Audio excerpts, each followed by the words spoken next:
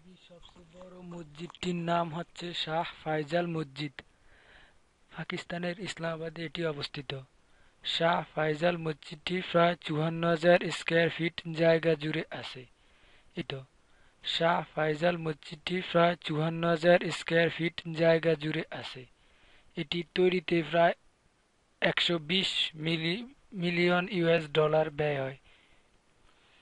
কিন্তু এটা সত্যি, এই মসজিদে একসঙ্গে প্রায় ১ লাখ মানুষ প্রার্থনা করতে পারে। এছাড়া মসজিদ সংলগ্ন খোলা জায়গায় আরো প্রায় ২ লাখ মানুষ নামাজ পড়তে পারে। পুরো মসজিদ এলাকার আয়তন ৪৭ একর।